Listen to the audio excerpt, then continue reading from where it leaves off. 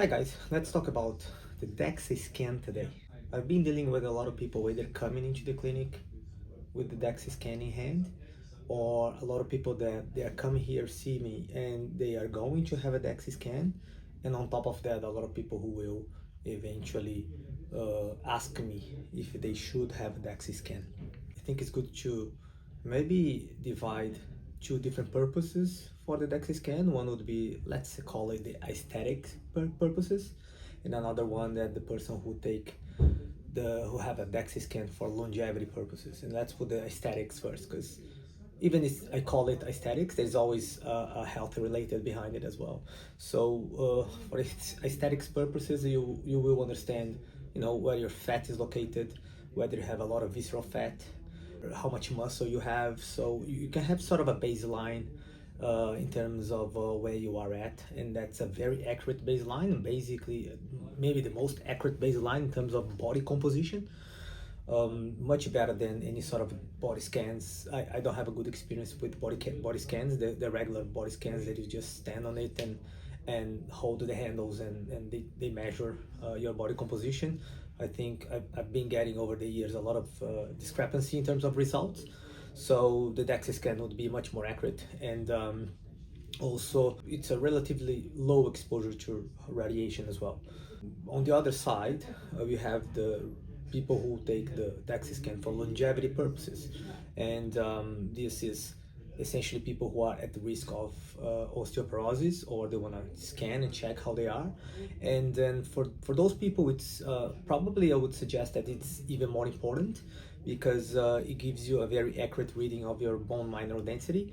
So when you have your DEXA scan, you have your T score and your Z score as well. So the T score is the one that will set whether you may have osteopenia or osteoporosis, being if you have a T score of minus 2.5 and above, between minus 2.5 and minus 3.5, that's osteopenia, and anything greater than minus 3.5, which would be your 4.5, etc., that would be osteoporosis. This gives you a very accurate sort of a diagnosis whether you suffer from that condition or not.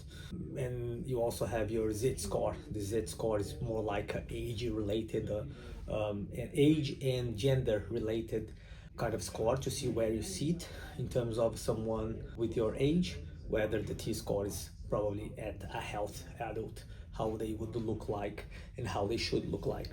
Longevity and aesthetics, they both have its roles. Obviously you can have both scores in the same one, which is good, especially if you're over 40, 45. Then you can have one DEXA scan and have that baseline, and you can kind of monitor every now and then. Probably if you are over 50, especially women, 55, men's as well, I would recommend having a DEXA scan maybe every couple of years.